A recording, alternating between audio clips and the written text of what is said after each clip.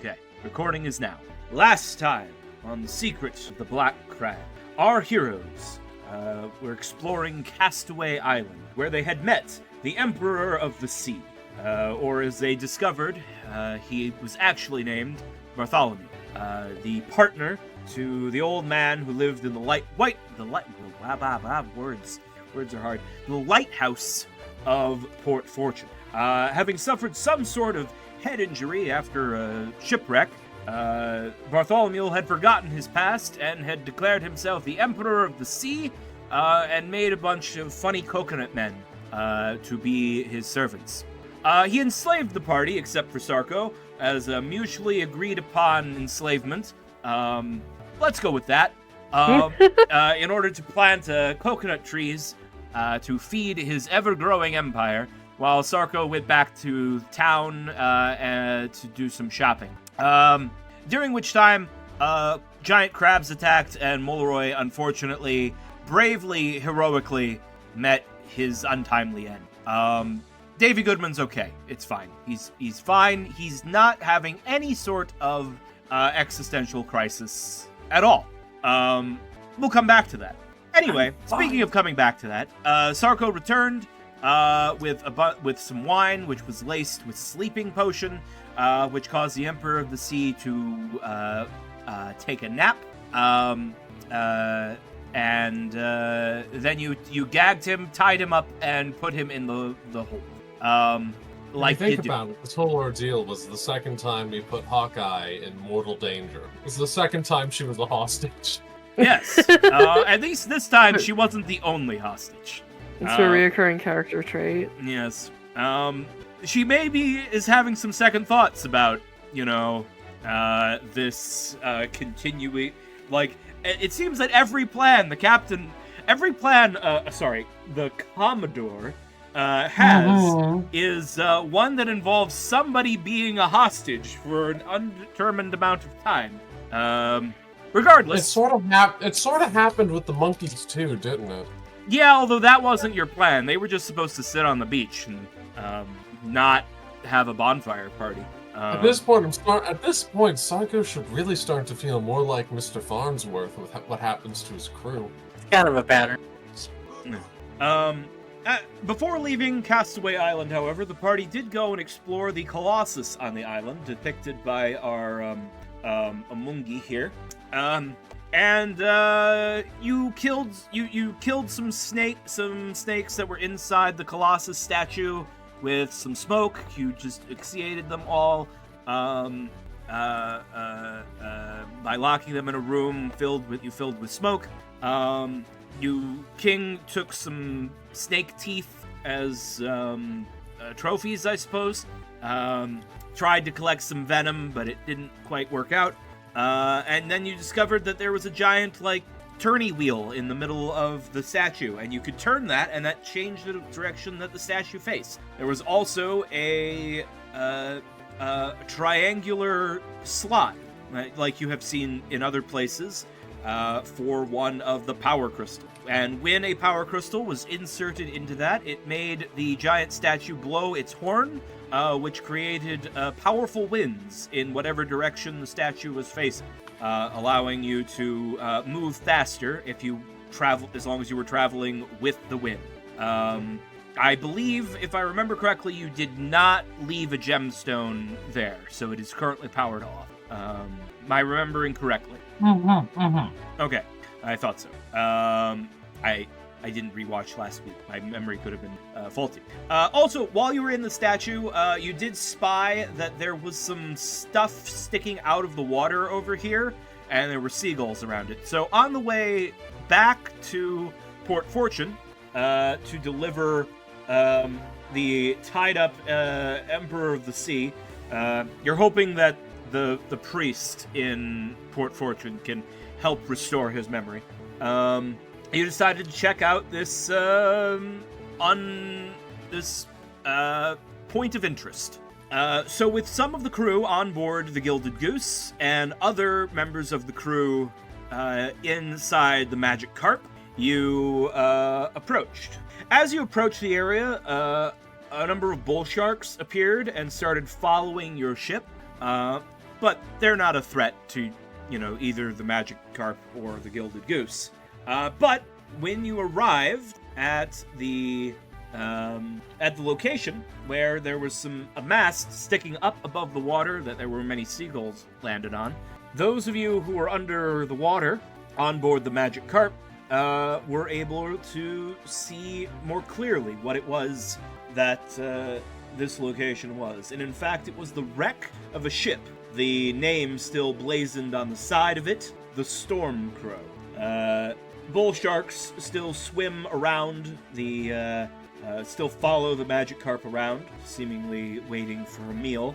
The wreck of the Storm Crow itself has a massive hole blown in the side of the ship's keel, leading into the shadowed hold of the ship. And that is where we will begin today's session. King, unfortunately Vivian is not here today, but King is present and is going to be piloting the Magic Carp. Meanwhile, Davy Goodman and Pom Pom, to begin today's session, I'll assume that you surfaced and sort of so that you can communicate with Commodore Two Legs from the Gilded Goose. So, Sarko, you're on the Gilded Goose.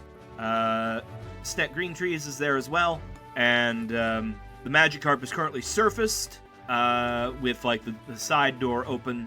You can all communicate. Captain Sarko, you've been informed that this is the wreck of the Storm Crow. Do I know what the fuck that is? Probably not. Okay, well, feel bad for everybody who died on it. Anyways, you see any good loot down there, guys? I mean, there's probably gonna be some pretty good loot. Yeah, well, fuck, yes, we're gonna go do a salvage job, okay. I mean, we're in the neighborhood. I still have that, okay, give me a second. I've gotta go deal with those bull sharks, because, I need to go take the potion that lets me breathe underwater, and start looking around for junk. Pom Pom wonders if we're gonna activate some kind of underwater pharaoh's curse for doing this. Oh, no, I mean, then again, I suppose there is entirely the chance that if we do this, we're gonna get absolutely murdered. Taking the Magic Carp did not come without its consequences. Yeah, let me think. What are the odds that I will get jumped while down there and absolutely violently murdered? Give me a moment while I consider what kind of genre this is. Captain Sarko rolls for genre savvy. Okay, so usually so it was up, so my plan was to go give some, so initially my plan was to actually go get our friend, and don't let them know this, get King to do it, but they seem to be dissociating into another dimension. Fairy stole their brain. So give me a moment to think about this. How do we want to do this?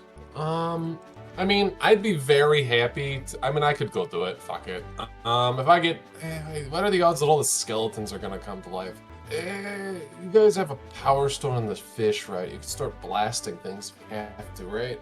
Yes, you do. Your ship is currently powered, which means that you do have the mouth cannon. Okay, give me a moment. Under my abilities, I have turn undead, right? Yes, you are a cleric, which means you can turn undead. So if you're worried about, say, some seaweed-covered coral skeletons coming to life, it would be good to have your cleric. Okay, so if anybody's gonna go down there, it's gonna be me. Alright. Yeah, fuck it, let's go. Well, first off, I want you guys to do one more little roll around the place. I want you to look for any, giant monsters or anything. Okay? Mm-hmm. Aye, Captain, King says. Alright. So that's the plan. You're going to, do a circle around the ship in the Magic Carp? Yeah, if they could do that to look for a bunch of ugly little monsters, I would appreciate it thoroughly. Alright. So, the Magic Carp begins making a circle around the wreck of the Storm Crow. As you come to around here, and you shine the light from the mouth of the ship into the crack, the massive hole inside of the side of the ship. Your light reveals red eyes of a massive, terrible monster. Oh, it's good we did that. Oh, Pom Pom knew there was going to be a Pharaoh's curse. An absolutely enormous albino shark as your light glances over the hole, begins squeezing its way out of the ship. Those of you who've been in the area for long enough have definitely heard stories of this creature, Old Red Eyes. A massive great white shark said to be able to sink ships. Pom Pom thinks we need a more magical carp. Old Red Eyes is taking a moment to sort of squeeze itself out through this hole. He looks angry. What would you like to do? Laser, probably, right? You wish to fire the laser.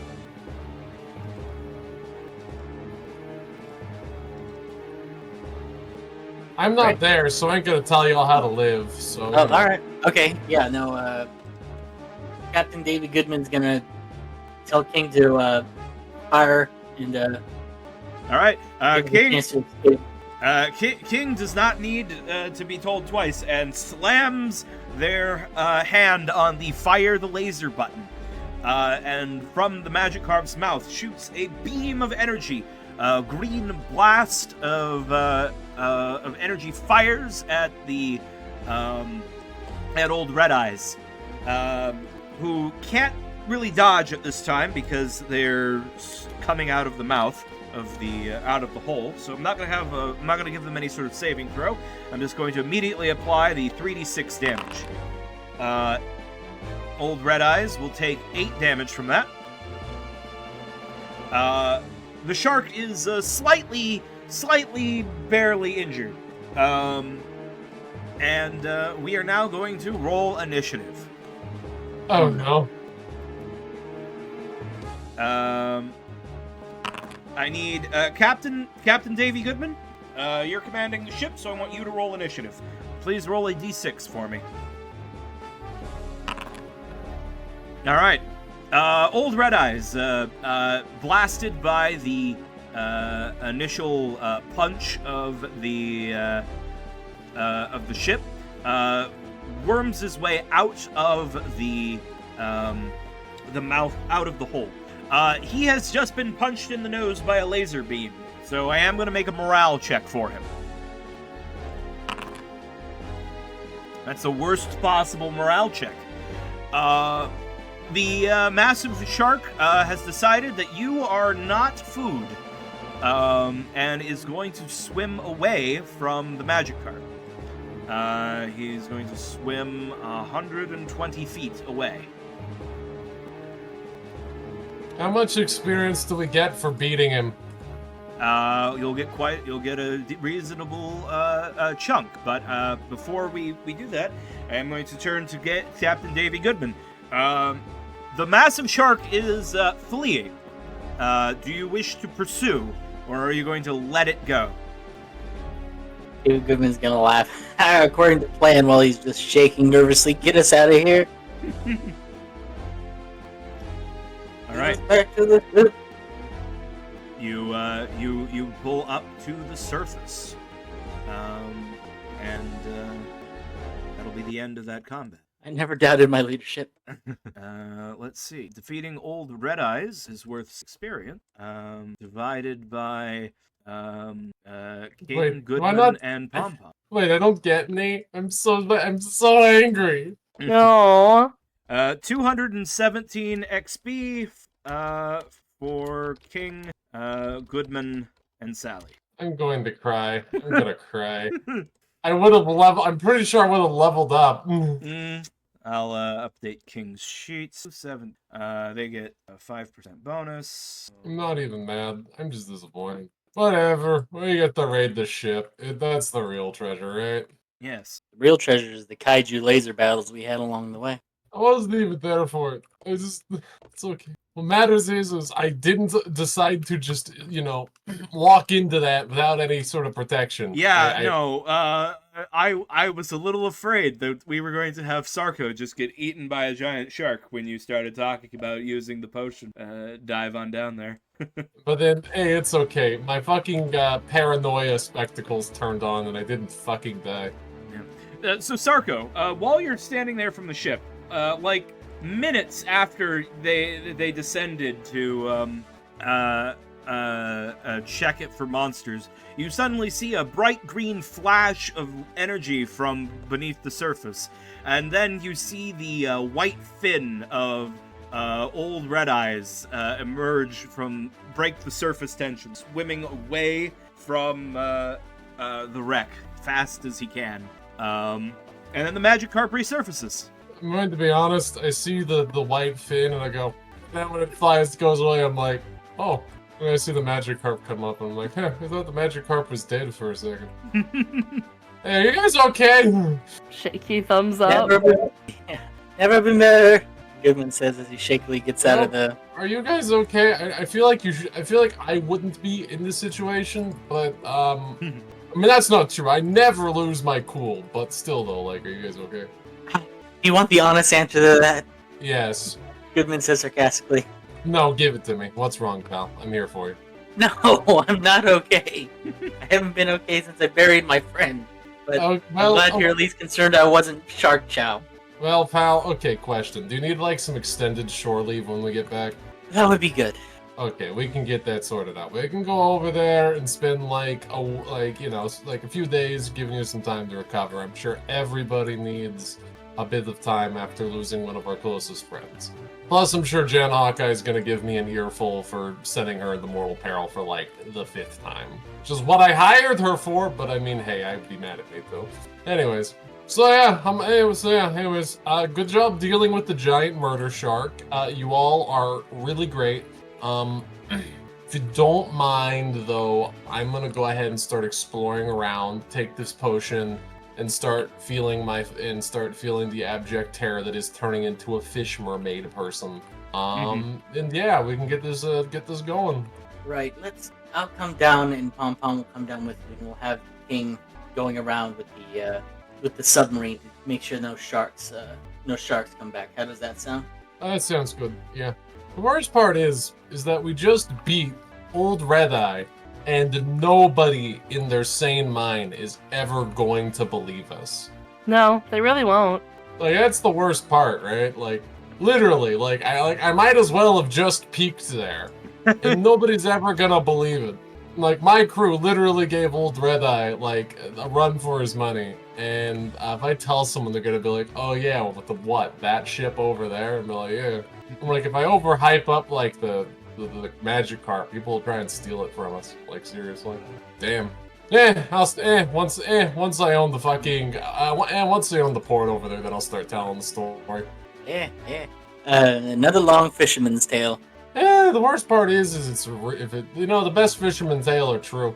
Anyways, I'm gonna go ahead and drink a potion and have prepare for my lungs to fill with water. Meanwhile, Jan Hawkeye is gonna come to the edge of the ship. And she's gonna try and cast Animal Friendship on one of these bull sharks. I mean, at this point, she's just trying to find anything that'll be her friend. So she's gonna cast Animal Friendship on the biggest one. It needs to make a save versus spells. Okay. The animal waits quietly as she begins performing a binding ritual, which will take for 1 hour. So, Sarko, while you're getting ready, you come back out and you see Jan Hawkeye is like sat on the edge of the ship, and there's a bull shark that's just kind of like floating there, looking up at her as she's working some sort of ritual spell, and it's just like swimming in circles underneath her. Oh, I see. You're doing the funny magic thing. Okay. How's your friend doing? She continues chanting, unable to break her ritual. Sarko snaps and goes, "Oh, wait a minute. Yeah, you're doing magic stuff. Never mind. Just pretend like I'm not here." Oh wait, what do I do about those other sharks? There are 2 other bull sharks still swimming around. Well, They're smaller than the big one. That's this one, but you know, if they wanted to take a bite out of you, they could. I'm hoping King the Magikarp will keep them scared away. I'm gonna tell the crew that it's time to go fishing. All right. And anybody who pulls up a bull shark gets an extra 10 gold. All right. Yeah, your crew can like go and they probably got harpoons or something that they can throw. Yeah, the bull sharks will eventually get the idea that this is not a safe place to be and will fuck. Mm-hmm. Save for the one that Oh, wow. Hawkeye is doing her druid stuff with. Yeah. All right. So Sarko, you're going to drink one of Mama Fortuna's water-breathing potions, right? Yeah. I'll go ahead and drink the one that. I'll drink the one I kept on me. We'll All right. go ahead and do that. And Sally and Goodman, are you staying in the magic carp, or are you have some ways of joining Sarko? I'm going to stay in the magical carp. Okay. And Captain Davy Goodman? So happy that I became a still have Commodore. Mom's Elixir water breathing in my. Did we already use that Mom's Elixir water breathing? Because it's still in my inventory. Well, you used it when we talked to the mermaid people. Yes, I will. Okay. Ow. All right. Sarko, you drink the potion, and it is a horrible experience. It is painful as your body magically transforms. Your lungs stop working. You cease to be able to breathe air. Your lungs burn. Your gills burn as they begin to exist along your neck. And then, like, the crew throws you into the water.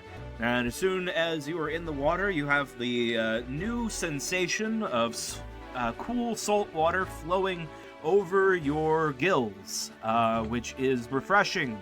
And you, as your lungs fill with water, and you are able to breathe again.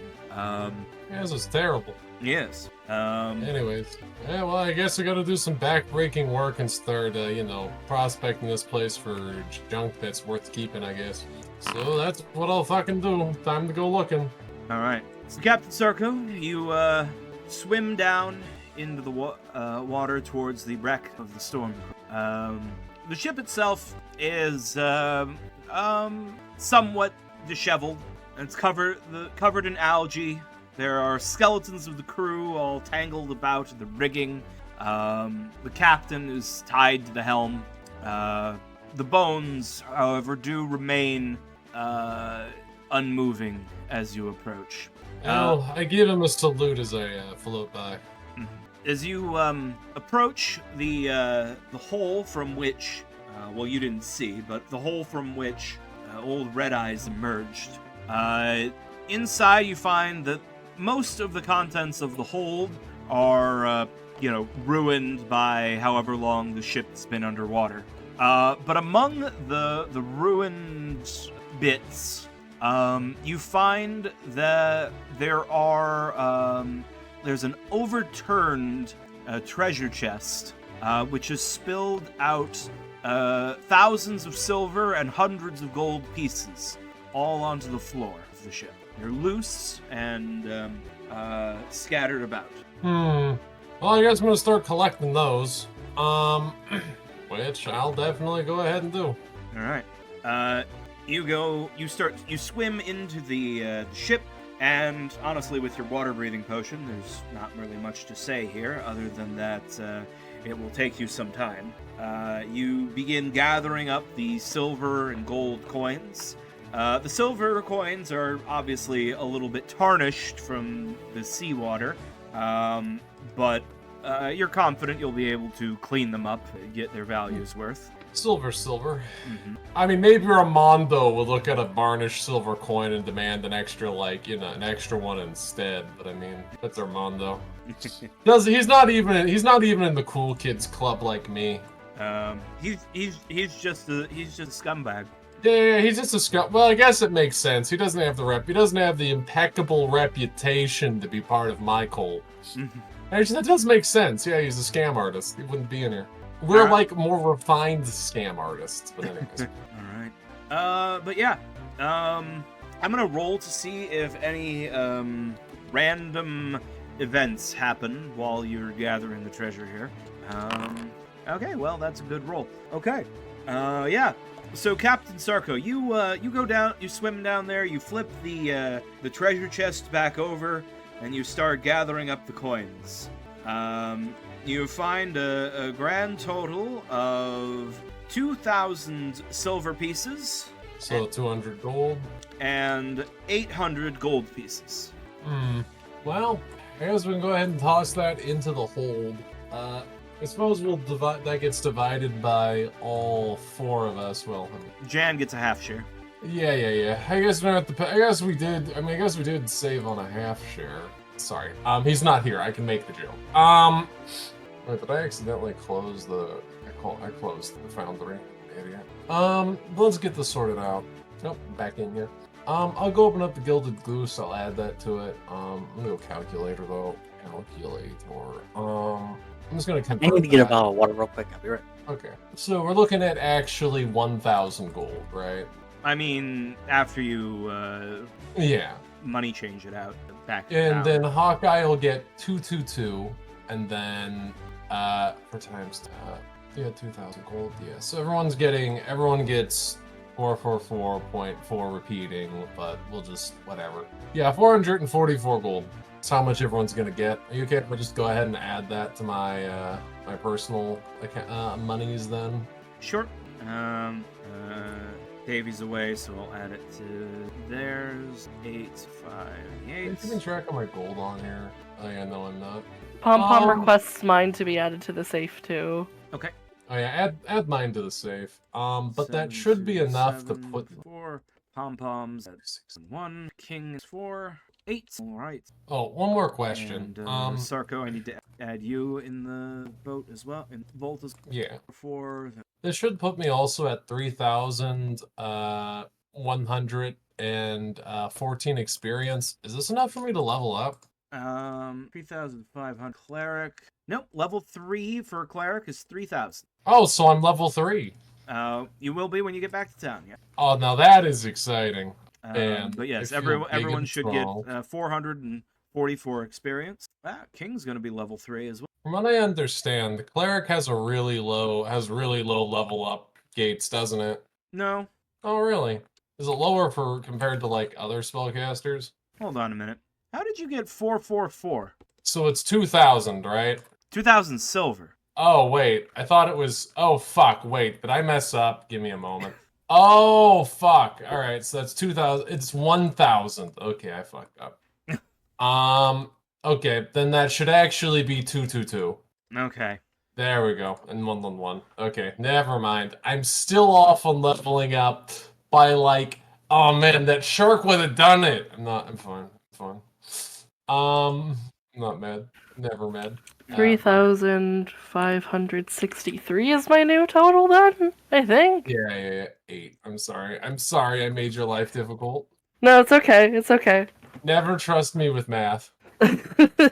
Even though I've... So... Alright, so it looks like King is actually 25 experience points shy of leveling. Aww. Should have just trusted me. Come on. I cared about... I just trusted you. Now I gotta You subtract did. money from everybody's bank account. Oops, Captain America. Okay. No, it checks out. I mean, hear me out. This is why you're no one is ever allowed to quote me.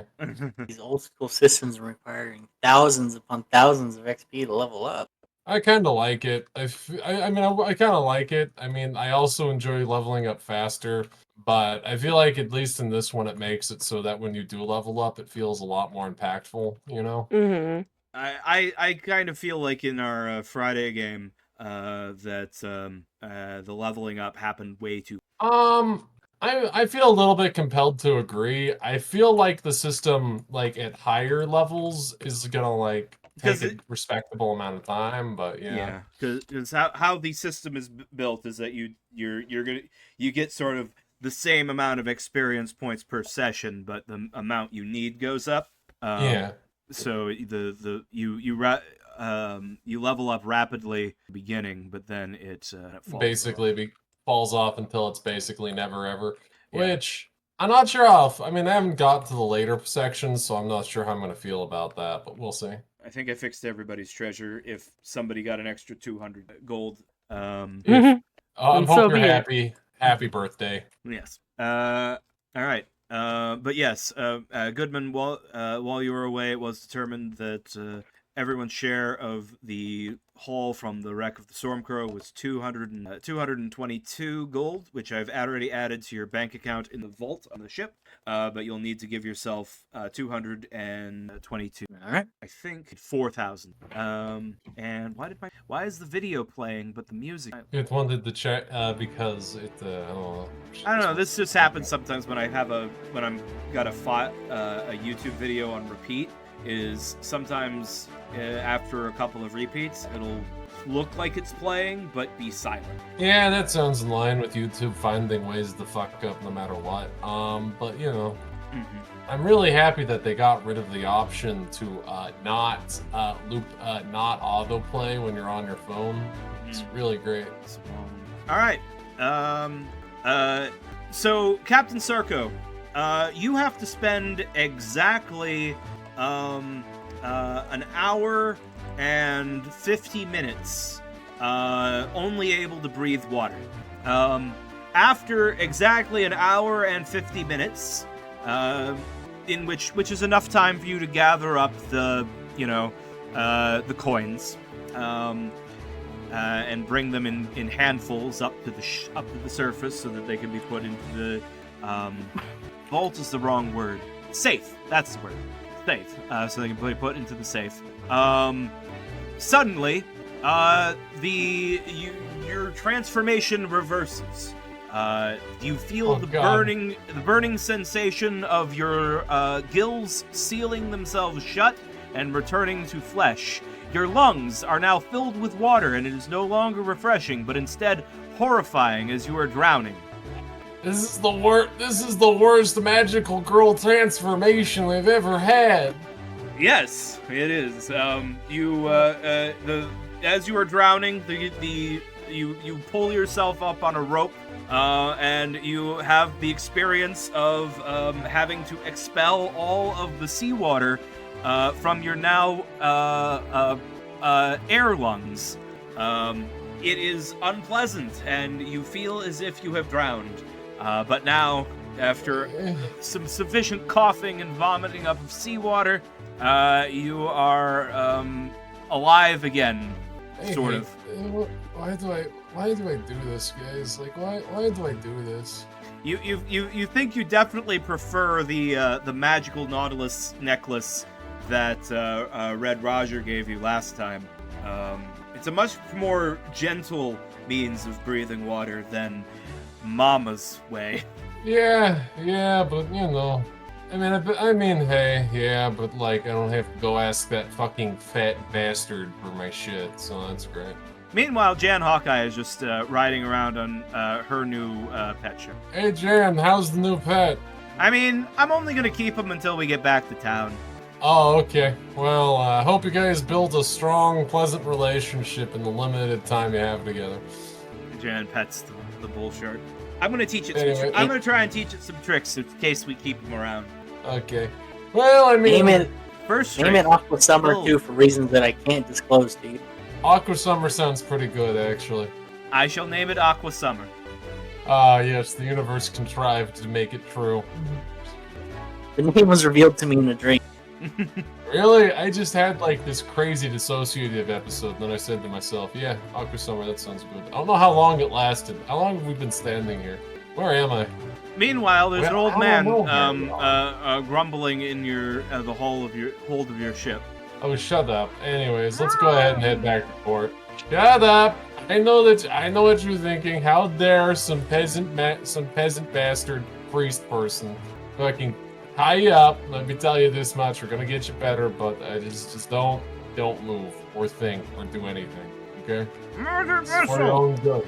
Magic missile! Doesn't work. He can't cast without his hands. You poor bastard. He's Oh, definitely yes, trying to magic magic missile you, but his hands. Yeah. Magic missile the cleric. It ain't gonna Magic work. missile. You can't even see me. Why am I being sadistic here? Oh yeah, you abducted my friends. Okay, let's plot a course. So yeah. Yep. If I got, Yep. So we're gonna go and do it. to new day. Let me advance the calendar. Day 4 of this month. And rolling for weather and wind. I didn't mean to make those secret rolls. That's pretty evident to you all. Clear skies and a fresh breeze. Oh, nice. All right. 1, 2, 3, 4. I forgot to roll for sea encounter. Nope, that's the wrong button. I'm not rolling up character. I just need D6 roll. All right. No scary events. Or unscary events. No events. 1, 2, 3, 4, 5, 6, 7, 8, 9, 10, 11, 12, 13, 14, 15. You pass by where you had previously seen the jeweled island. It's not there anymore. As you... Oh, what's this? Candied Island isn't there? Oh god, who would have guessed? Yes. Next day, weather and wind, cloudy skies, but a strong breeze. Perhaps a storm coming in. But that is enough for you to return to Port Fortune by by midday. Let's swap our view over to Port Fortune. There it is. Grab some tokens. Summer, the Emperor, and Coco. Okay, let's finally reunite these two, shall we? Yeah. Okay, let's go ahead and go find this guy. All right. So you ride your rowboat up to the shore. Where is your first destination? Do you want to visit? Do you want to take the sick old man to the chapel of Saint Sid? Do you want to take him straight to Pharos at the Tower of Heaven? We go to the chapel. All right.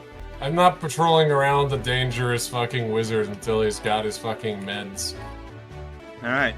Let me change the music here. So you make your way into town towards the chapel of Saint Sid. As you enter, you are greeted by the brother who runs the chapel. A dorky-looking young man with a black eye and a missing tooth in the front, his front teeth. The chapel itself is rather dilapidated. There's vines crawling up the facade. Planks board up some broken stained glass windows. As you enter in, it's very echoey inside. It's sort of a dark space, sparsely furnished. There's some beams of colored lights that slip through the boarded up windows. It's not all of the glass has been lost. The rows of the wooden pews face a lectern with an altar holding a hand-carved idol of Saint Sid, spearing a fish. You would all know Saint Sid is the patron saint of sailors and penitent thieves. There's a small wooden lockbox with like a donation, accepting donation. A lockbox with like a slot in the top there for collecting donation. Brother Leowin looks up from his prayers. His curly blonde hair and black eye. He looks up and he seems surprised to see new faces, but also somewhat timid. Hello there. How may I help you? Are you here to make offerings to Saint Sid? Oh, thank God, thank God. We need you real bad. So we got this wizard here that got brain jangled by an impact on the head and thinks that they're God. Can you please give him like a remove curse or something to make him feel lucid again? Because this boy is cooked, okay? Someone's been injured? He comes forward and says, "Oh, old man Bartholomew, what are you doing?" Don't take off the stuff. Don't take off the stuff. Make him feel better and then take off the stuff, okay? You said he was hit on the head? I don't see any blood. No. Okay, he was hit on the head a while ago. It gave him a fucking interject delusion, and now he thinks that he is the Emperor of the Sea. We abducted him from his island where he was creating an army of coconuts, and we're trying to get him treated. You can ask him any question you want, but first do something about his mental delusions, for the love of God. He's been threatening to magic missile me for like the last 2 days. Brother Lewin nods and says, I see. I can perform an exorcism to banish whatever evil is afflicting his mind. I will need a donation for the How church. much? 250. Okay. Well, all right, I'll do it. Whatever. How much money do I even have at this point? Fucking Christ. Okay. Let's look this up. Sarko has 826 of his personal funds in the wall safe. I'll go ahead and cut it out. Take my money. Send it to the man. All right. 826 minus 250 leaves you with 576. 576. Safe. Close. All right. Brother Lewin, after collecting the donation, will have you bring the Emperor to the market square, or rather this little intersection here in this open space outside the Sultry Siren and the market square. And he performs a flashy exorcism here in the middle of the street, where he works his divine magic, calling upon the blessings of Saint Sid in order to cure the affliction of the man's mind. His exorcism has the equivalent effects of a remove curse spell, and at the end of which the Emperor of the Sea is no longer thrashing about like a lunatic, but instead looks like an embarrassed old man. Whatever curse has befallen him should be cleansed now. Hey, you doing okay? Oh, okay. I'm gonna go ahead and okay. Everybody stand back. Crossbows ready, for the love of Christ, in case this guy goes wild. And then Sarko is going to remove his gag. All right. With the gag removed, Bartholomew says, "I'm so sorry, friend. I have only the foggiest recollections of what all's been happening, but I have the feeling I didn't treat you very courteously." One of my crewmen died while abducted onto your island and held under duress. He fought bravely against those giant crabs. He did. Anyways, we have some business to discuss. You, me, and your partner. He sort of looks. He's like, would it be possible for me to get cleaned up a bit before we go back home to see Pharos? 3 hours. You have 3 hours. I don't think it'll take me that long. I haven't taken a bath in a few months. Yeah, well, okay then. Well, I'll be fucking in the bar. You come get me after you've, taken your bath. Unfortunately, Viv isn't here. But at some point, King is probably going to be like, turn Coco back on. And I'm sure it is an adorable scene that we will miss out on. King will convince Bartholomew to reactivate Coco. Good. And so Coco will join the all 1/2 hit die. Yay! One half? That's all he gets? Yeah, I'm sorry. The coconut men are all have 1d4 hit dice. Oh my god. They are the and vulnerability to fire. They are not very strong. Oh my god, they were soft. Jeez. Yes, but there were a lot of them. Fair enough. I was gonna say the coconut men are probably put together with duct tape and bale wire, but they probably wish they were put together with duct tape and bale wire. No, they're that sturdy material exists. They're made of bamboo and sticks and held together with leaves. Oh my god. Yeah. Yeah. But all right. Yes. Short time later, Bartholomew has cleaned himself up as best he can. He doesn't have clothes, but you'll take him back to the Tower of Heaven. Yes, we certainly will. And yeah, once I get over there, I definitely immediately go over to what's his name? Is definitely not romantic interest. Pharos the Brilliant. Hey Pharos, we got a lot to talk about. Of course. Bartholomew and Pharos embrace. There's a moment where they catch up. Pharos has no idea that anything is mostly just taken aback by Bartholomew not having proper attire. What happened to your clothes, Bartholomew? Are you just dressing like the natives now? No, it's a long story. I'm so glad to be home. I'm glad to have you back as well. You'll have to tell me all about your expedition with the Tonka later. Oh no, you're gonna hear all about it from me anyways. You guys can go ahead and hug and kiss or whatever you want to do later. We gotta talk, okay? So I don't know how much money you guys got, but you gotta start compensating right now, alright? Compensation?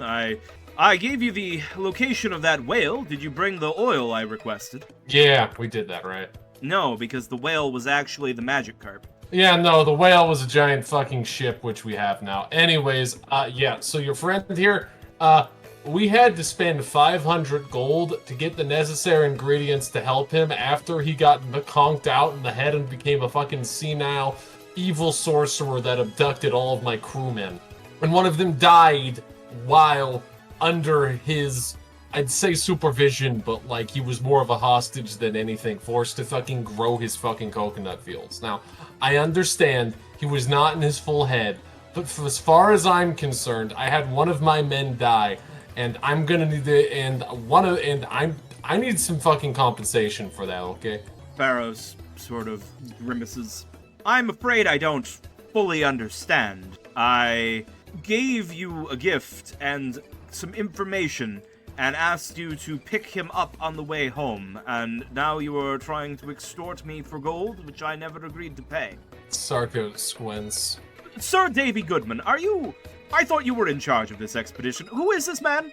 I can't do this. Davy Goodman, who usually has his noble, regal face on, to watch the two squabbling over the amount of money his dead friend is worth, and he just kind of sinks his shoulders and just kind of walks out. No. Christ. So I understand you're the captain of the ship that Sir Davy... Commodore. I'm Commodore Sarko Two Legs. Yeah. Yes, Commodore, whatever. I had made no arrangement with you. I have no deal. Right, I do fair. appreciate. No, you're right. 100%. I do appreciate you returning, helping Bartholomew get home, and I will certainly give you some reward for that.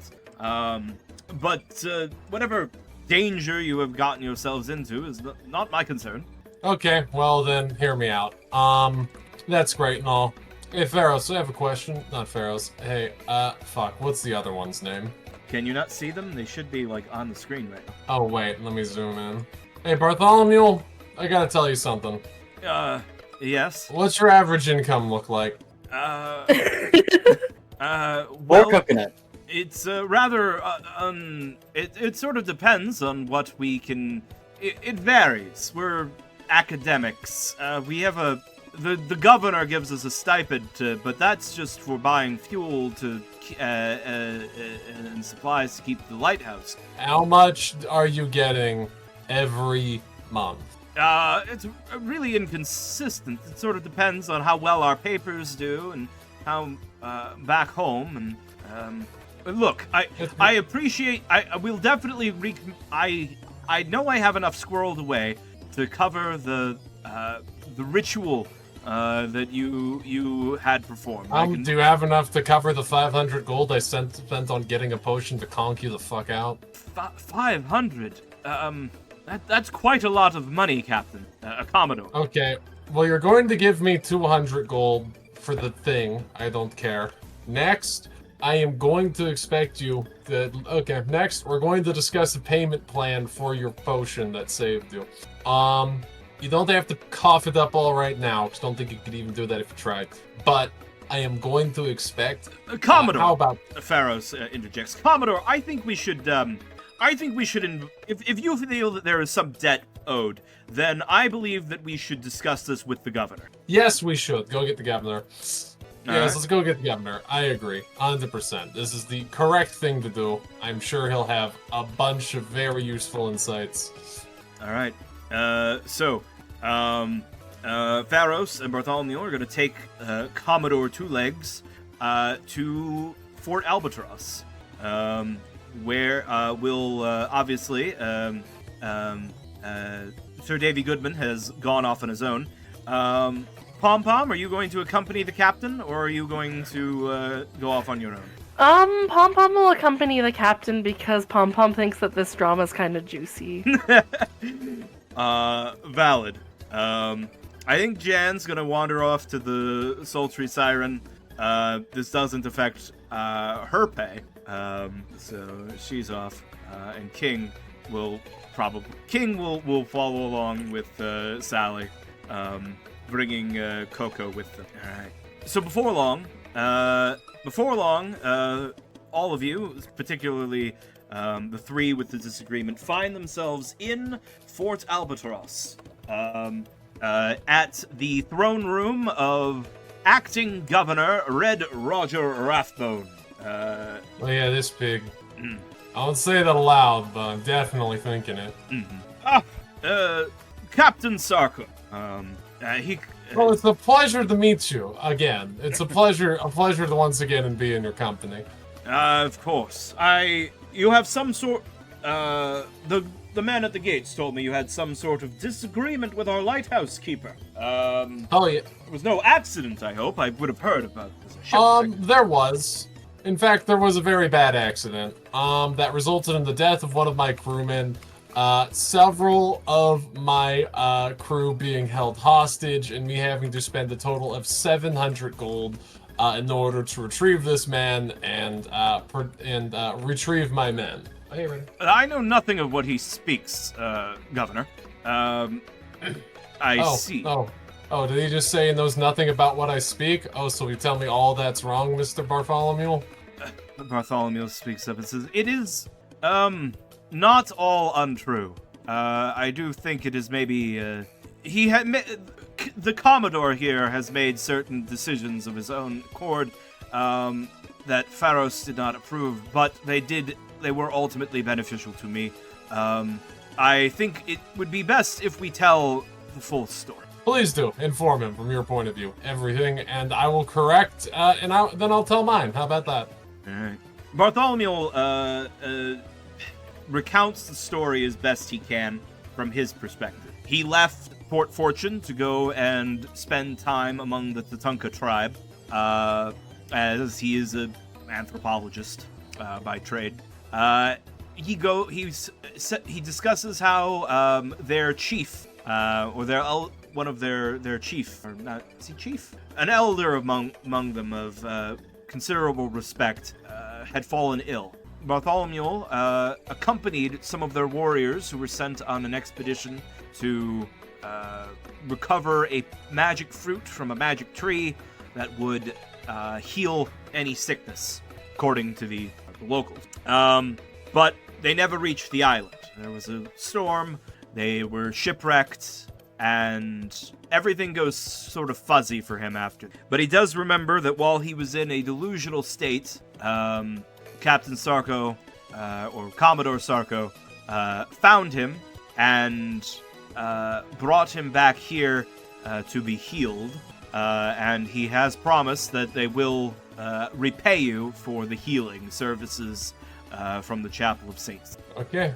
I recount the story as it happened to us, but I take mention of the fact that he held several of my crewmen under duress, or else they'd be torn to shreds by an army of coconut men. I mention, of which I then bring out an example of to say, yes, these are what he made. There were hundreds of them. Coco waves at the crowd. It is as there's adorable. not that. I didn't say Bartholomew here was also a very capable wizard and was probably going to murder at least 1 or 2 or 3 of them while we dealt with the coconut horde. And then the other problem we had is that if you'd fucking believe it, I had to leave my crew under duress while I came up with a way to go retrieve them again. And in order to do this, I had to go over to Mama Fortuna and pay to get a fucking sleep potion made.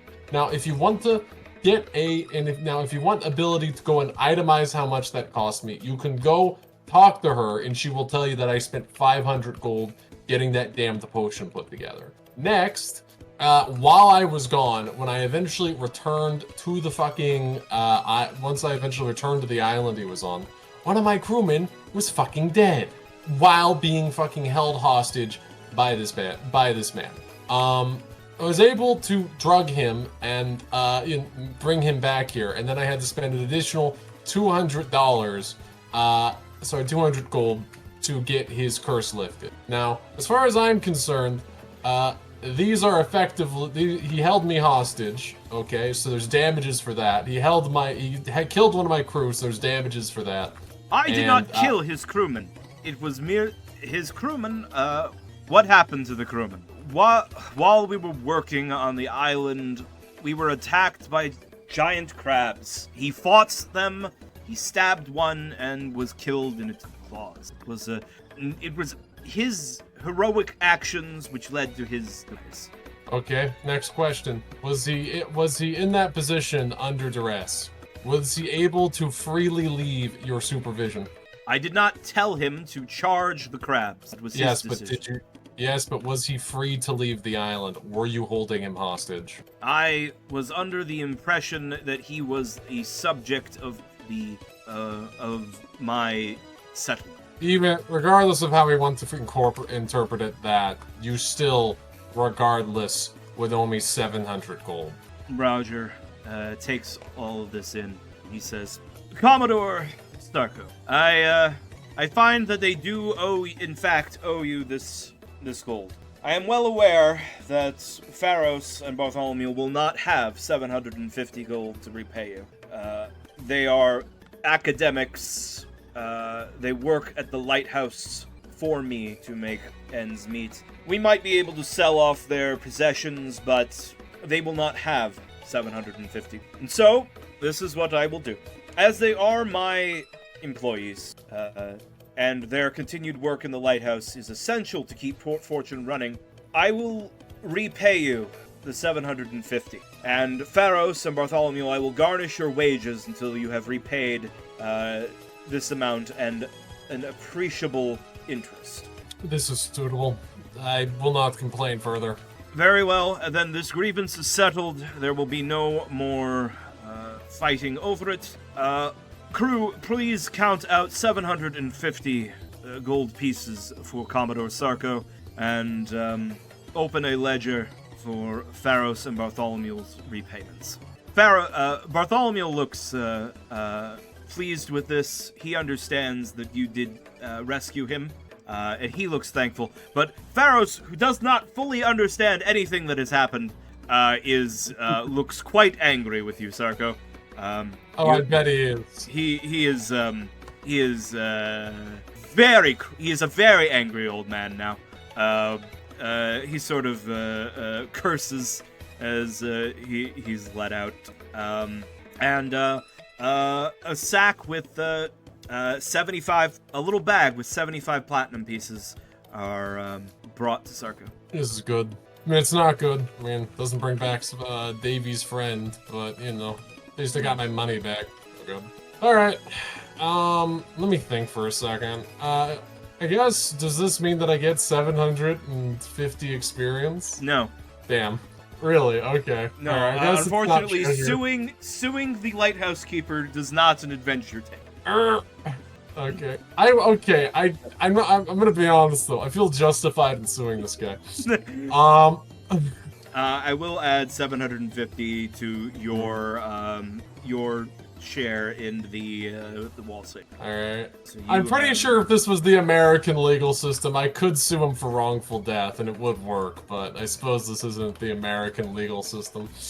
Pirates. Yeah. The pirate code sort of has a built-in assumption of risk. I know. Bittersweet. I worked at a place that did workers' comp, okay? Like if this happened, like that guy, he would be fucked. It's bittersweet, but I am happy that lawyers aren't the most powerful beings in this setting because they acquire all the money and then all the XP. I love how fucking Red Roger's like, yeah, whatever, just take the money and go away. Okay. I mean, his role is Red Roger's role as governor is his objective is to keep the peace. Yeah, his job is basically to fucking be the fucking like teacher, making sure that none of the kids fight each other. Yeah, that's literally his job is enforcing the pirate code such that the town isn't on fire from pirates fighting each other all the time. Yeah. All right. I'm gonna go get me a drink. I'll be right back, and then we'll see what happens. Where Davy Goodman is. To be honest, I had every intention of like coming up to Davy Goodman and being like, "Hey, man, I settled it." But for some reason, I feel like that really wouldn't make him feel better. Yeah, no, go try that. No, I have enough social awareness though that I should give him some space. Use this money to fill the hole in your heart. God damn it! I'm being so magnanimous. Oh man, I am magnanimous. I got us compensated. Okay. Listen, don't feel bad about it. Okay, we got value for his life. I made those bastards pay. I won the legal case. Y'all are making the next scene so much sadder. Oh my god. God. I'm gonna be honest. I'm gonna be honest. I feel a little bad for suing the guys, but also I remembered that Sarko is basically Mr. Krabs. You don't understand. I spent a lot of money fucking on this mission, okay? Yeah, you need to be reimbursed. Yeah, like, I hate to say this, but, like, if I am going to save your life and it's gonna cost me 700 gold, you're gonna pay me back that money. I will gladly take your life away, your fucking life savings. Hey, a quick aside. All you guys know the trope Flanderization. You know what the meaning of that trope? Yeah. Yeah. The longer the character goes, the more they become the most extreme interpretation of their character. So on my YouTube page, because certainly not because I'm a man-child or anything, there was a clip of one of season 30, one of the latest episodes of SpongeBob in like its 30th season. Right, and I always forget it's still going. Oh no, it will never end. Just like The Simpsons, the train never ends. True. AI will be writing SpongeBob long after humanity goes extinct. Aliens are gonna be so freaking confused when they. Okay. Anyways, your point. Sorry. There was a clip, and Mr. Krabs is literally walking an anthropomorphic bag of money like a dog.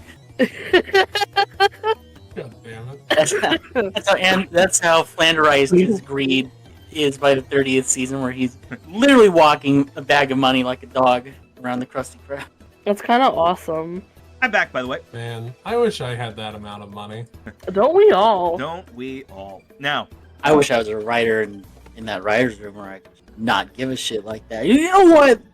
Let's just give Krabs a dog that's actually a bag of money and pay me for that. to be fair, I would never even as think a of writer, that. my aspirations isn't actually to be well loved. It's to have a job where the bar is so low that I could never possibly fail and still get paid for it. Okay, don't judge me right now, guys, but I have fed this fucking cockatoo in Minecraft like 20 seed, and he still doesn't like me. Oh my god! Imagine, like, hear me out. If I ever take a girl out on a date, and, like, you know, she does that, well, first off, I understand that, you know, just because I bought you food doesn't mean that you need to like me. I mean, come on. But also, fucking Christ, imagine being that fussy. And I guess a human person is different from a cockatoo. Like, the animals care most about food all of the time. I accidentally killed it. Oh. I mean, hear me out. I say that like I'm not the pretty lady who's gonna be fussy over dinner, but you know. You're allowed to be fussy. This cockatoo needs to know its place. You don't understand. We pass visually now, so whenever we post a picture on like a lot of our socials, we'll just get random fucking people sending us creepy fucking comments. Welcome to being a woman. It's happened like 3 times. Does this mean I made it? Does this mean we made it? Yes, it does. God damn it. Congratulations on the success, I suppose. It is crazy. Yo, I've never felt so happy to be sexually objectified. I'm sure this will continue to be the way I feel about this in 3 years when I get tired of it. I'm like, dude, just learn. I'm like, dude, stop watching Andrew Tate. Yeah, the gender affirming misogyny. As myself, I have a lot of trans femme friends, and there's a point of it where it's like, yeah, gender affirming is misogyny, and then a year or 2 later, it's like dejected gender affirming misogyny. Yeah. It's crazy. I mean, hey, it's just crazy because it's like I didn't really think I'd ever actually reach the point where I pass visually. Now it's like, damn, all I gotta do now is voice train. I'm sure I'll definitely do that. Stares off. It's crazy too. It's like I just had to take enough estrogen. Yeah, no, estrogen's crazy. The things that estrogen can do to your body is like fucking insane. I know, right? Yeah. Like, I mean, they have tits now. I mean, fuck. Yeah, bounce, am I right? They actually do now. That's the crazy part. They do. Boobs bounce when you walk. That's awesome. I know. And since they're still growing, they're sore as fuck. So it's really fucking amazing whenever that happens. Oh, I realize now that the reason nobody was responding when I was talking is because I was still muted on Discord. Yeah, that was a really long break. Sorry, well, I was back the, and I unmuted my microphone, but and I was engaging in the conversation, but as will be evident if anyone listens to the recording back later. No. But I was muted on Discord that entire time, chat. YouTube comment section. So I don't know. I guess question. Do you have any I don't know. Are you saying anything congratulatory about my success? Yes.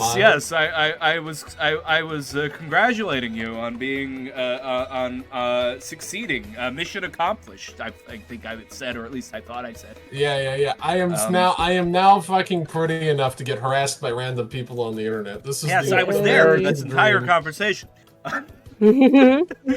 Oh man. Right.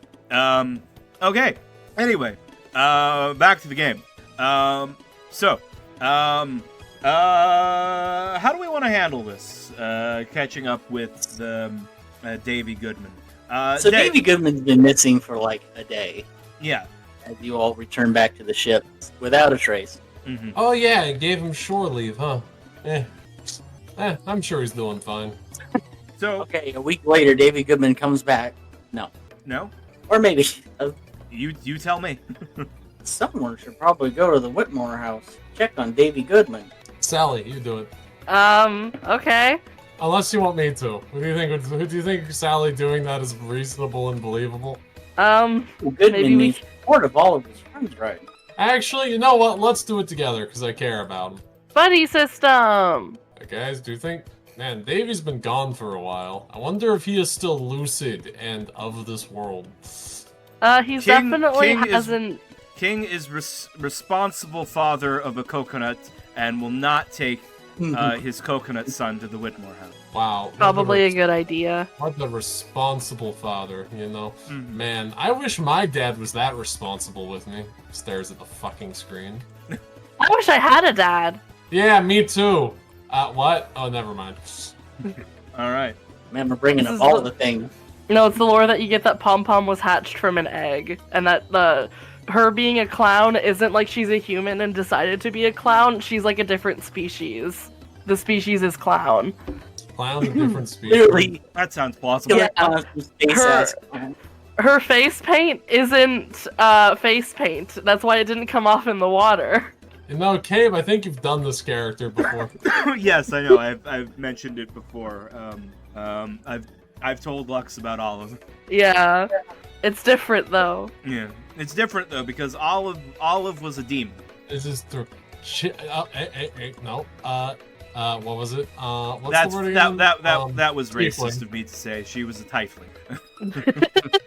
But she was also an evil murderer. Okay, yeah, but like yeah, Aren't we but I mean, all? it doesn't have anything to do with them She being was a type. tiefling bard, College of Whispers, who looked like a clown. She was Yes, a demon. but Never trust them. She was a demon. Their alignment is always evil. Her alignment was evil funny. It's always evil funny. Hong Kong.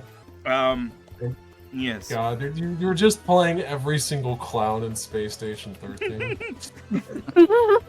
No, she was actually fairly good at being at pretending to not be an evil murderer.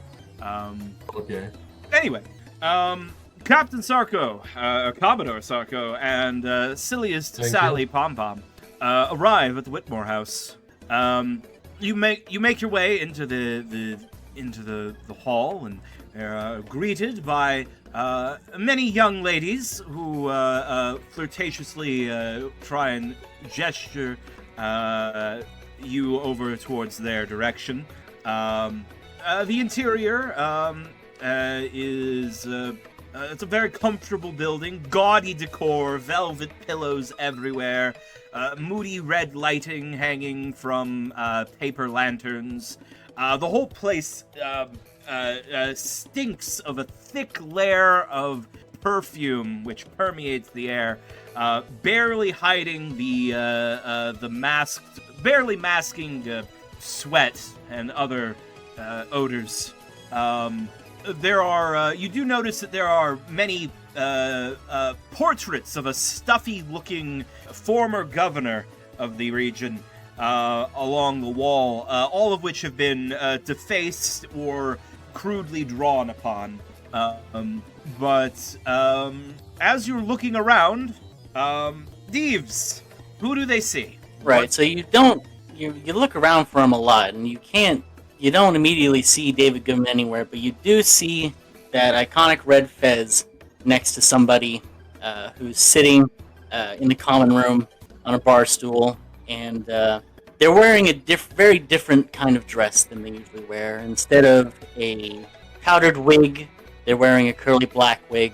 Instead of the white makeup for the very dignified office parades, they're wearing red lipstick and smoky eyeliner. And instead of wearing their dress, navy shirt, and officer garb, they're wearing a black dress with a set of pearls around their neck.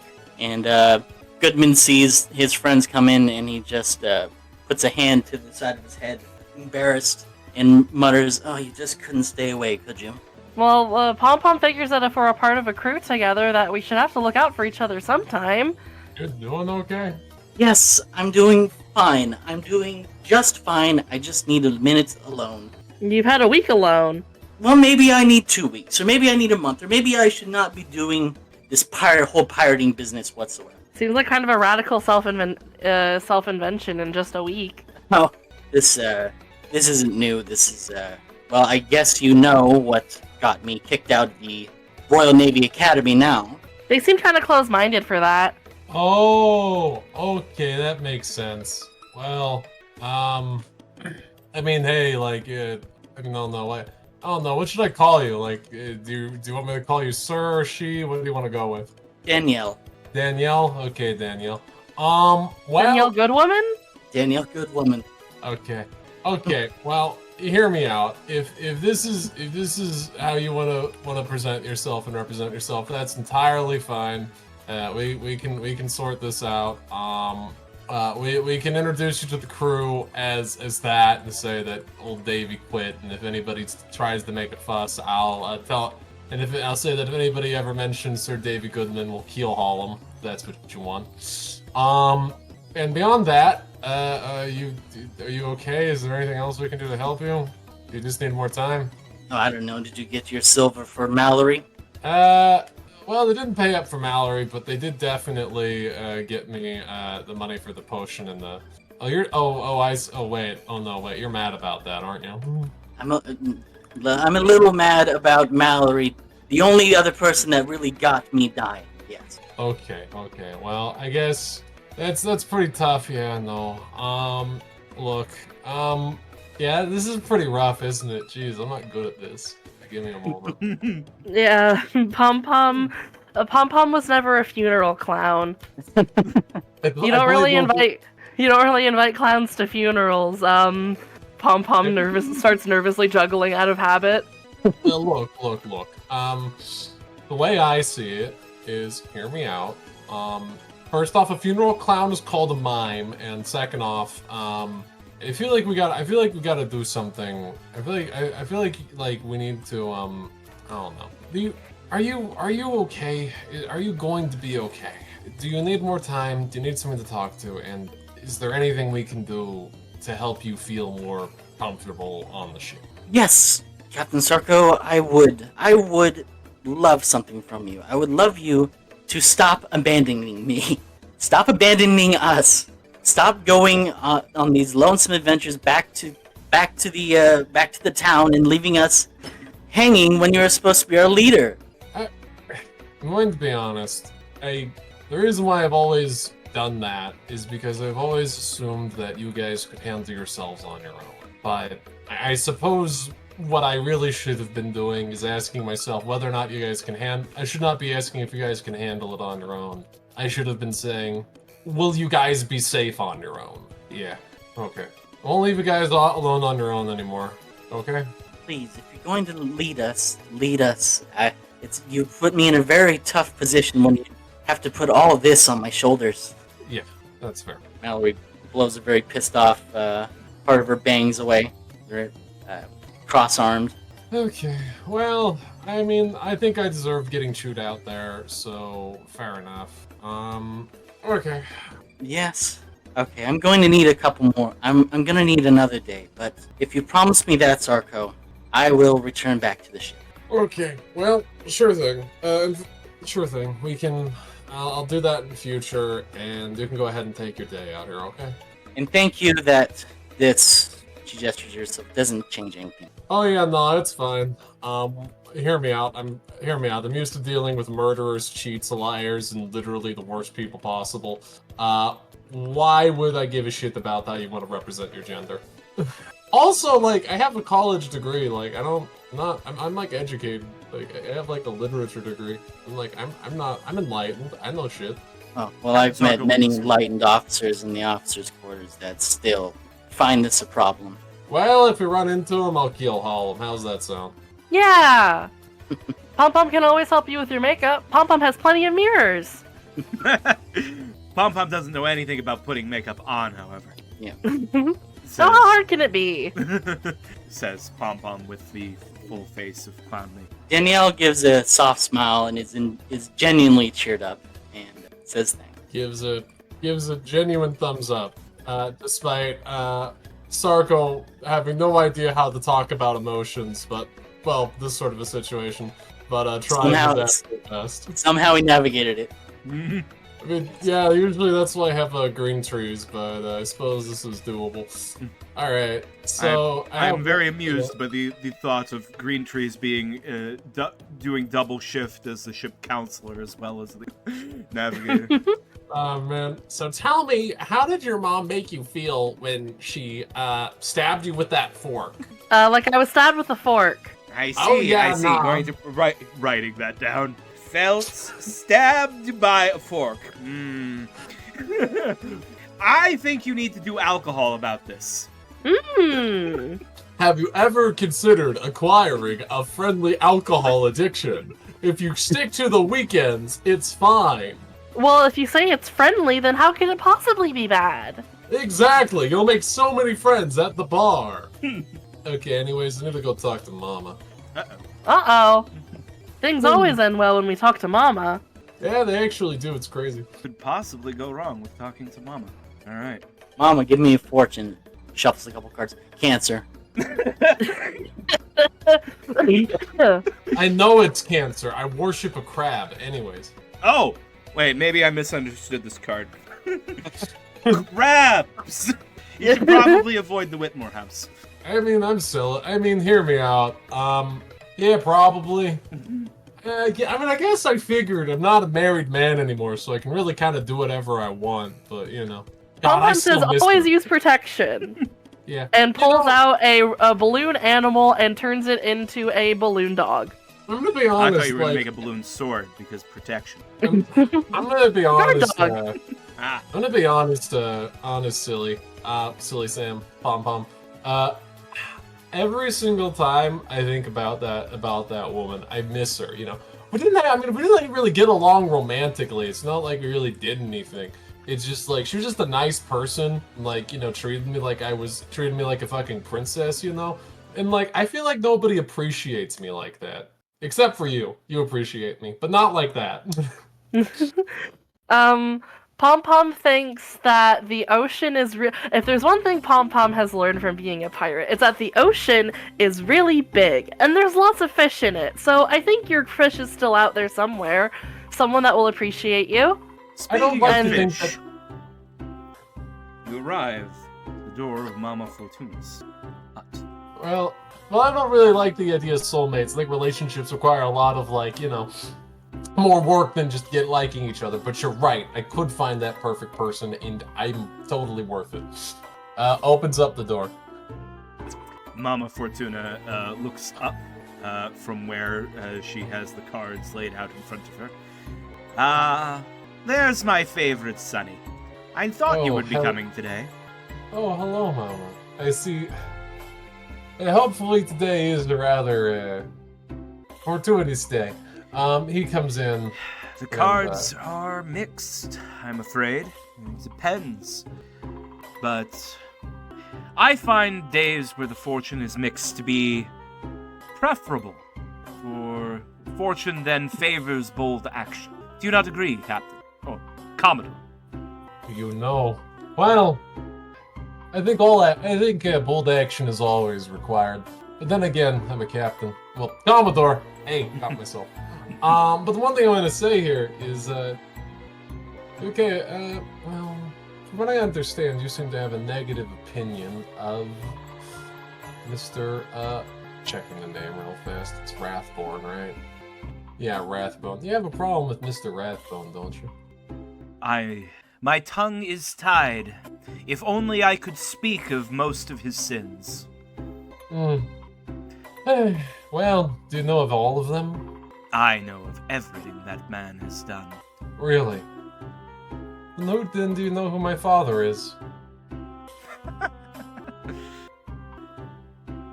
The weavings of fate are easy for Mama Fortuna to see. He squints. Then you know. I know that what one man does often can be undone by their descendants. Oh, yes. Well, I did want to say that the reason why I came to this particular island out in the middle of nowhere in a backwater like this is because once I got all my money put together, I said to myself, who's the one man who owes me more money than anybody else who's ever fucking lived? And I'd say it's my dad. And at this point, I don't think he could pay me with anything short of his life. And I understand that you dislike this individual, and you're a very capable lady, aren't you? I was once far more capable than I am now. But I retain much of my power. Well, enough of it. Enough of it to perhaps tilt things in your favor. Then let's go ahead and talk. Well, I suppose we already are, but I suppose let's talk about business, as it were. And you feel safe to discuss this business in front of the silliest Sally? I trust them with my life. Then I will trust them with yours as well. I understand that I am simply a man with a boat and a very big fish with a bit of money in his pocket. And I have an entire port to try and sway to my cause. I'm assuming that what I need to do is get everybody here to find me more preferable to him. And beyond that, make it so that they despise that man with all their heart. How would they go about doing that? Because I have ideas, but I suspect that you have your own. Well, it is difficult. Your plan is a reasonable one. Roger is a formidable warrior, a swordsman without compare in the town, but he is but one man. If you turned Port Fortune against him, his power would crumble. He is only as strong as those who are willing to fight, those who are willing to follow him. Understood. But he has done I am loath to admit it, acceptable job of keeping the peace. The pirates all look to him as a fair leader, settling their disputes. You'll need some evidence of wrongdoing. Real or imagined. But compelling nonetheless. Yes. I can tell you that he has quite a store of personal treasure in a hidden place in his room in Fort Albatross. Perhaps you convince them that this is somehow ill-gotten gains. Perhaps.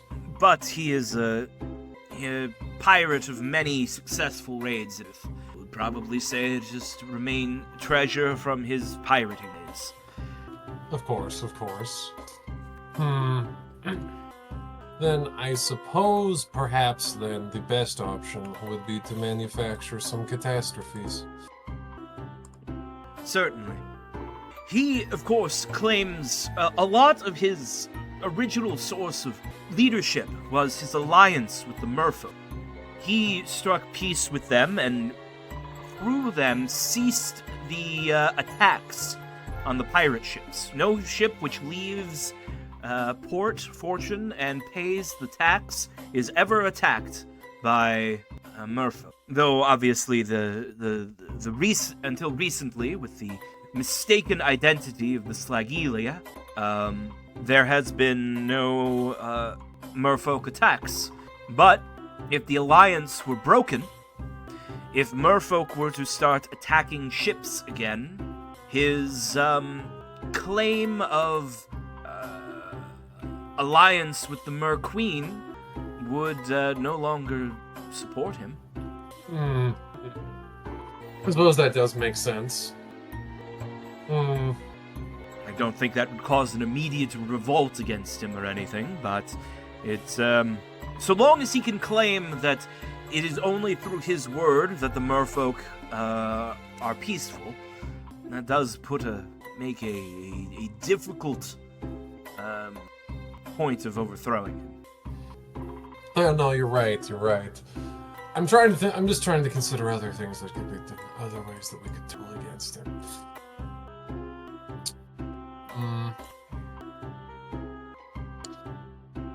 I would ask, do you need to turn the town against him? If it's No, I don't. merely a matter of removing him, perhaps stealth could be your method, or trickery. You could lead him out of his fortress into some sort of ambush or trap. Oh no, you're right. Oh, I get this. Yes. It's simple. I need to create. It's simple. There needs to be a catastrophe, something that he has to tend to himself or be perceived as a coward. And if this threat is not dealt with by him, I'll do it, and then I will frame him as a coward. And if he does deal with it, I'll stab him in the back. Mama smiles widely. Now we just need an appropriate catastrophe. What monster, what threat could attack this place? Well, The there Black are those Crag. Yes. Mama, Black Crag. Mama begins fiddling with her tarot cards, flipping them around and looking at them, but almost not even paying attention as she's doing this action, and she says, You've been very busy, Commodore, traveling all around the region, but there have been sightings recently. You may have missed the stories, not having spent much time in the tavern lately. There have been sightings of a ghost ship coming and going from the Black Crag. The pirates are saying that it's Janzoon's ship. You would know that name, Sarko, as being generally a pirate. Janzoon the Blade reportedly used the Black Crag as his base of operations hundreds of years ago. He was a famous pirate who pillaged these lands when the first colonies were made here. But Janzoon died, and the Crag then sank into the depths. So he's back. Which means that, simply put, we have to lead him into attack. We have to convince him to attack the town, or induce it through other means. If the ghost ship, if Janzoon's blade is there to be found, then is truly there among the Black Crag. Sorry, his ship is called the Scimitar. If the Scimitar truly does sail again, fleeing the Scimitar towards town would certainly be a situation that the governor would need to respond to. Yes. An undead pirate lord back from the grave, sailing into the port. People will be terrified. No, you're quite right, and it's perfect. This is perfect. The absolutely ideal situation for drawing him out, yes. And I suppose then, my question would be... And if the ghost stories are true, and your crew, you become endangered, who better to send old Janzoon back to the grave than one of your persuasion? This would be true. This would be very true. I suppose then, my question would be, what advice do you have for fighting the enemy? Because I have the ability to turn them, but I feel as if Janzoon might be a bit more difficult than just flashing a holy symbol and hoping that he stops. This is true. You, well, I am but an old witch, Captain, Commodore.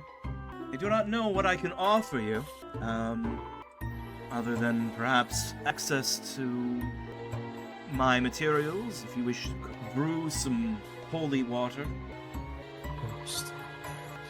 Or, I suppose... scribe some scrolls. That's fair. I suppose what I should be... I'll think it over. I'm pretty sure that I can come up with something. I'll have to come up with something. But the other thing I'm considering is that it might be good for me to make myself more favored by the merfolk than the actual old man himself. Not sure what I could do with that, but I'm sure I could figure out something. Beyond that, though, If you do plan to replace the old man, your first action as governor will need to be securing peace with the merfolk. I have an idea. And they have this sea dragon they have this sea dragon. I'm considering they have the sea dragon. I'm considering they told me that somebody needs to go and talk to the damn thing and make it, friendly. Do you think it'd be possible for me to do you have anything that could help with talking to a Do you have anything that could help with talking to a sea dragon monster under the water? You'll need... Any idea for helping with that? Morgara, the sea dragon. Yes. Well, she will understand, she will speak the common tongue. I know she does, but she will not... Your words will be difficult to understand under the water. Unless you purchase another of my water-breathing elixirs. He stares at her when she says purchase, but he nods. Yes. Commodore Sarka. I understand. I sympathize with your quest, and I wish so very much for you to succeed. What can Mama do? But you might fucking not. Exactly. What were you gonna say, Gabe? What can Mama do to help? You need to speak underwater. The potions are good. I'll figure. Let me think. I need to get that Go ahead. Do you have a thief among you? Your crew? Yes. Then the most efficient way would be to snatch that Nautilus amulet from old Rathborne's neck. You're quite right. In that case, he sort of looks over to Sally. Hey, Sally. Yeah. If how about? Do you think you're a thief, right? Or are you capable at stealing things? I sure can. You know that old amulet? That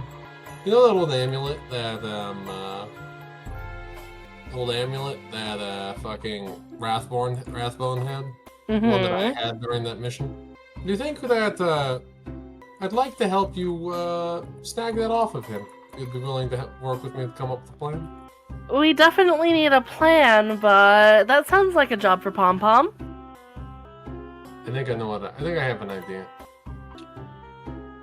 Either one, we throw a nice big feast, some sort of event.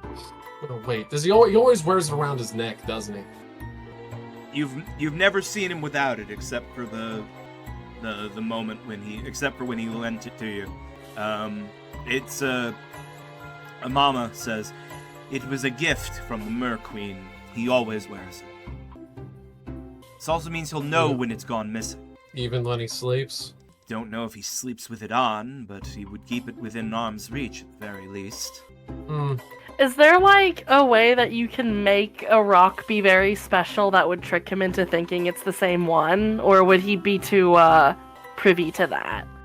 He mentioned that we could get it done if we got a giant pearl or whatever. It's just we pissed off a fucking sea demigod near where all the pearls grew. You know that's rough. Fuck it. You know what? Fuck it. We might just go back to Skeleton Cove and fucking look around there anyways. Just go for it. If the guy fights me, we'll just swim off. Which means, in that case, we need to get ourselves some water breathing potions. How much is a water breathing potion, Mama? Mama is willing to sell it to you at cost, Commodore, because Mama wants to see you succeed. Oh, thank you. 250 gold. Okay. Nick's 250 gold off of my thing on the boat. Okay. Minus 250. Sako at 1,076. Okay. Mama will sell you one water-breathing potion at cost. Well, I'll go add that to my inventory. Well, I'll go ahead and get myself that damn pearl. We'll go over to the lair of Megara. I'll talk to him. We'll make friends, and then after that, we'll go ahead and figure out how to fucking drag that boat all the way back to here. So I think I have an idea how I'll do it. All right. I'll return. Hopefully, I'll return soon, and we can continue our plotting. But yeah, I wish you the best. Oh, well, I suppose we have one more question. Yes. Why do you hate my dad so much? Our tongue is tied. We cannot speak of this. Even once he's gone? When he's gone, we will tell you everything. I look forward to it. As Best do wishes, I, Mama. more than you know. Oh. He tips his hat and begins to walk out. Oh wait, oh yeah, I have one more thing I need to go ahead and do. Yes? Go ahead. Oh, it's not with you. I'm out. I've already left the building. Oh, okay. I'm sorry. I thought you were going back in for one more thing with Mama. All I right. love how I forgot to get rid of Mama's elixir of water breathing off my inventory, and I suppose I have it again. Now you just have another one. Yes. Useful item. I'm gonna go over to our boy Armando. Okie dokie. Hold on, I have to get into. Hi! Commodore Sarko! Welcome to Armando's Curio Emporium! What can I interest you in today? Oh, nothing. Nothing currently. Then why that are you being in my said, though- shop? Oh, because I'm not buying anything. I'm selling you something. Oh, you should have said. What is it that Armando can purchase you today? I hope you have something interesting. Some rare and valuable things. Sarko reaches into his backpack, his satchel, and pulls out a book. A book, Hey. you say? Armando is not much of one for reading. This is a spell book from a wizard. I see. Let me take a Now, look. Hands it to him. I know you're not one of. I understand you're not one of the arcane persuasion, but between you and me, I lifted off of Bartholomew. The old man in the lighthouse. Yeah. I see. Well, you do put me in a difficult situation, for he is the one person in town I would know to sell this. Yeah. Also, it's not his. I copied everything onto this word for word. Oh, I see. So this is not the original. Where is his original? Oh shit. I probably need to give it to him. Well, if you give it to him, then I can't sell him this one. You see, that's a good point. He'll probably wonder why all the stuff is the same. But, no, you're right. Fair enough. Well, in that case, sell him this one. Boom, you have it sorted out. Yes. Well, in that case, Armando will make a deal with you, Commodore. Yeah. Armando will sell this book to Bartholomew, and after it is sold, Commodore Sarko will receive a 10% finder's. I stare him dead in the eyes. He stares You back won't- at you. You wound me. Well, if you think you can do better than the great Armando, you can sell it to him yourself. For stare contest. You wound me. You have to understand. I'm not gonna say I'm insulted, because I know you have a business to run here, but I'm not gonna do that. Fine. You run a hard bargain. 20% finder's fee. 25. Deal. Okay. Shakes his hand. Now, if you'll give me the book, I'll lock up the Emporium, and I'll skip on over to the Tower of Heavens and have a chat with Bartholomew and Pharos. And we'll see Okay. what we can get. Hands it to him. Alright, yeah, fun. So Armando takes you outside, locks up the Curio Emporium. He, kind of side-eyes you and hides the key as he locks it up, even though that means nothing. Hear me out there, Mundo. If I wanted to rob you, I'd have done it by now, okay? I know. You are a pirate, but even a pirate would be a fool to rob the great Armando. I mean, hear me out. I'm pretty sure that, there'd be no question who did it. Everybody saw me walk into here, and if I stole everything, you just go tell Rathborne, and he'd probably hang me from the gallows like little idiot. Yeah. And I deserve it, too. You are correct. These are the way of things. However, Armando is still cautious because pirates are not necessarily known for good sense. You know what? I'll give you that. You know what? 100%. You know what? You're being smart. I'm not gonna criticize your decision here. Fair enough. Anyways, I'm gonna go ahead and go get some booze. Yes. I guess. Yeah, you can go ahead and find me on the Gilded Goose a little bit later. And if you'd like, I can introduce you to our new ship. It's a submarine. I don't know. I don't know, Armando. Whatever is a submarine? Oh, well, it's a concept that they taught me back in college, but this one actually does it. It is a ship that doesn't go above the water, but through it. This You don't sounds make much most sense. impossible. It'll make a lot of sense to you once you get in there. Armando, hear me out. I know that we mostly do business, but I like to think that you and I share a vocation. We're And I respect you, so I want to treat you to a fun time on our funny little ship that goes under the water. Well, okay? you know what? Armando is not one to turn down a free good time. All right. You know what? Fuck it. I'll go buy. Fuck it. I'll go get us spend like 1 gold and getting us some booze. It'll be great. Looking forward to it. And we'll both have some more coin after this. He holds up the spellbook.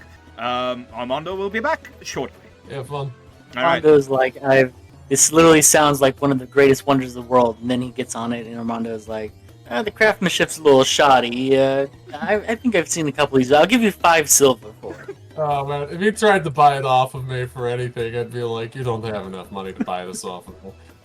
Armando would try and talk you down, but also completely acknowledge that that's fair and that this is a priceless wonder of the world for which there is no fair price for.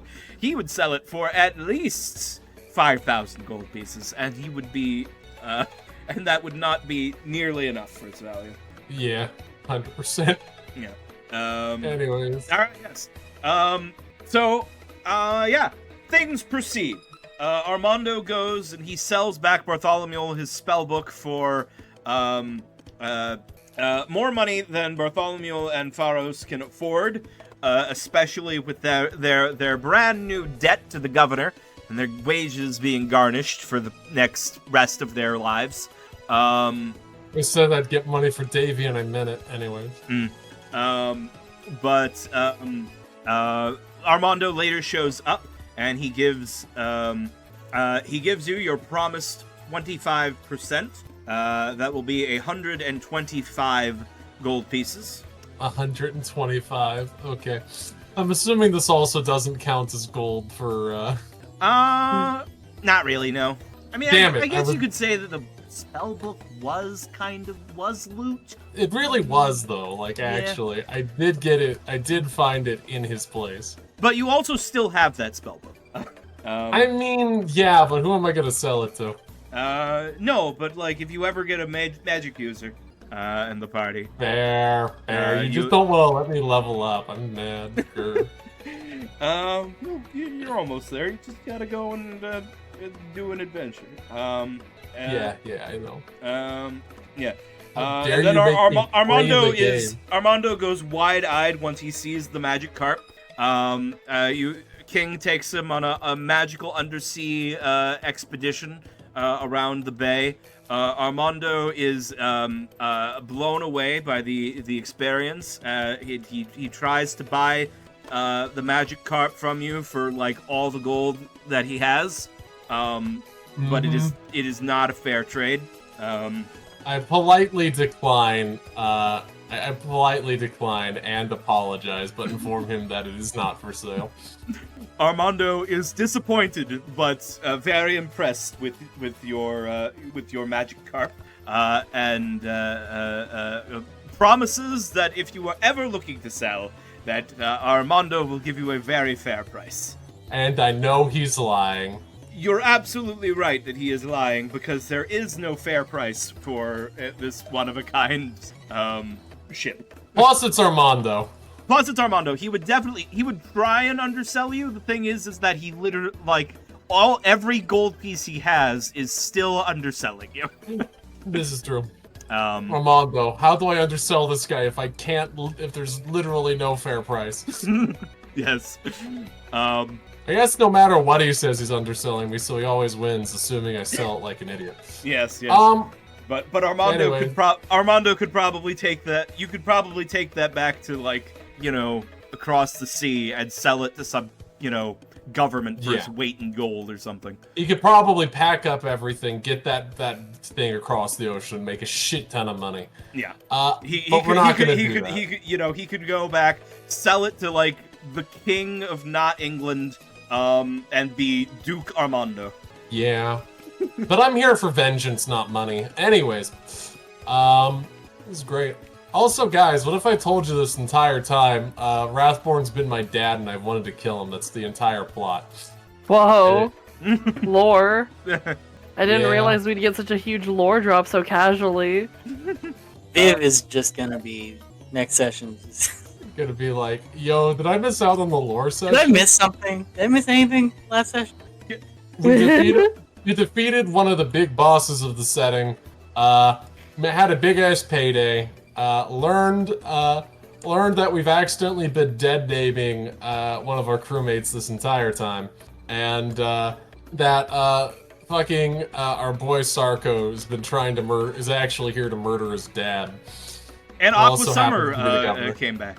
Yeah, and Aqua Summer's Dr. back. Summer was reborn. Yes. God. I can't wait for the recap for Vivian Oh next god. time. It's gonna be. I think yeah, you're completely correct. It's gonna be hilarious. But I have to ask, it is like... Deeves, I hope that you'll have like a new token next time, so that when Viv Yeah, gets I onto put the myself in a foundry, little bit of a pickle. there's just some woman there that's Daniel Goodwoman. No explanation Yeah. initially. Yeah, and we just say, oh yeah, he died. It's been a little bit of a trouble procuring a background character from Pirates of the Caribbean in a black wig and makeup and a fez. Google image searches is really not coming up with a lot. Yeah. Oh no. You could you might be able to find like a suitable background character if you go to the movie and you go to like one of the movies and go to like one of the Tortuga scenes. You might be able to find an appropriate like character in the background or something. I'm not sure. I want you guys to know, when you guys mentioned me going to the fucking brothel, I had to fight every fucking intrusive thought I had to not say, well, you know the ladies call me Sarko Three Legs. Slap. Pom Pom would have thrown a pie in your face. And I'd have deserved it. Yeah, no, I tried all my AI image generating magic. My GPU was literally frying from all the image manipulation I was trying to do to my token. It just wasn't. Yeah. Too big of an ask. Well, I'm sure you'll find something suitable for next time. But yeah, okay. I think that's probably a good place for us to wrap. I was things about up. to say, yeah, it's been a solid, like, honestly, I think we haven't had a really big RP session in a little bit, so I think this is good. Yeah. So, basically, what I need to know is I need to know where you guys are sailing next. I think the plan was to return to Skeleton Cove and try and get a giant pearl. That one thing we'd been wanting to do this whole time. Yeah, you went on a whole other side quest after that. You went there, then you went to there, then you went there, then you went there, around. But all right. So you want to return to Skeleton Cove. You want to go diving for pearls. Hopefully not anger the Cyclops. And if you successfully find the pearls, then it's going to be to Fisheye Atoll to visit the Merfolk village to get your water-breathing amulets, and then from there visit the lair of Morgalla. Yes, this is exactly the plan. Okay, that's all good. All right, then we will play again in 2 weeks, and I'll see you then. Okay, I'm gonna end the recording now. Goodbye, everybody. Bye. All right.